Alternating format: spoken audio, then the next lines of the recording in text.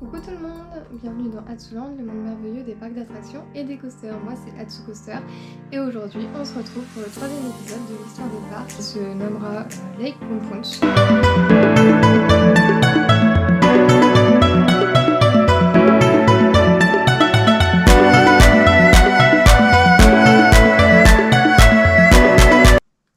Donc Lake Kumpunch fut le premier parc d'attractions des États-Unis. C'est du coup le plus ancien parc d'attractions des États-Unis encore en activité aujourd'hui.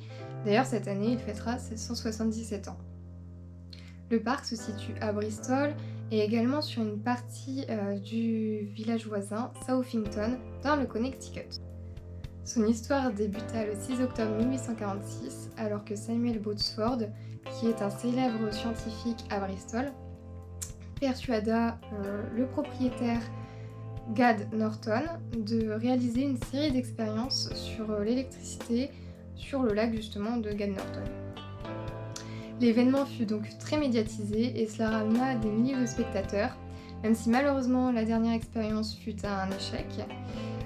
Justement, cela poussa Gad Norton à installer un sentier tout autour du lac, également à installer des tables de pique-nique et également à construire un belvédère au bord du lac qui justement servira à faire des concerts au bord de celui-ci.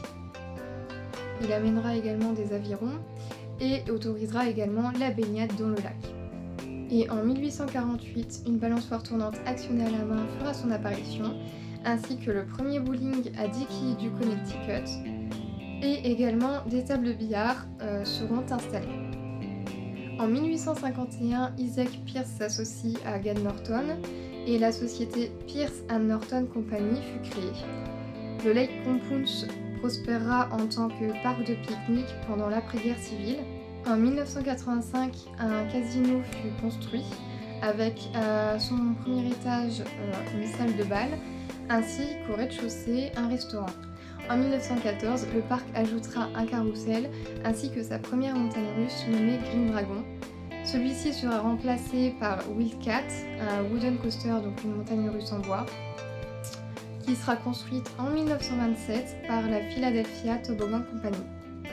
Et donc Wildcat est encore aujourd'hui en activité. Lake Kumpunch est resté la propriété de Pierce & Norton jusqu'en 1966, où le petit-fils d'Isaac Pierce revendra ses intérêts à la famille Norton.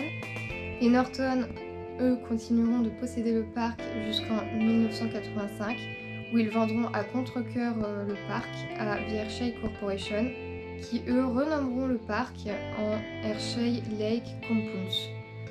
Et 2 ans plus tard, eux également revendront le parc. En 1996, Vickywood Entertainment Company, qui est une entreprise familiale qui exploite 3 parcs d'attractions dans l'ouest de la Pennsylvanie, va reprendre justement Lake Kumpunch et va devenir l'associé directeur de Lake Kumpunch. Étant donné que les anciens propriétaires ont accumulé des dettes, Vickywood Entertainment Company va devoir justement les rembourser et il va également du coup rembourser les impôts aux villes de Bristol et Southington. Ils investiront ensuite dans 20 nouvelles attractions. Puis de 1997 à 2008, ils investiront pour rajeunir le parc et lui redonner son éclat, tout en gardant les anciennes attractions, comme ça a été le cas par exemple de Wildcat. Malheureusement, de 2000 à 2001, le parc connaîtra une série de tragiques accidents, ce qui malheureusement ternira l'image de celui-ci et lui fera une mauvaise publicité. Et donc de ce fait, en 2009, le parc sera racheté par un célèbre groupe espagnol, Parques y Reunidos, qui d'ailleurs avait justement racheté la compagnie de Vickywood Entertainment Company. Et donc fatalement, Parques y Reunidos posséderont tous les parcs que la compagnie de Kennywood avait.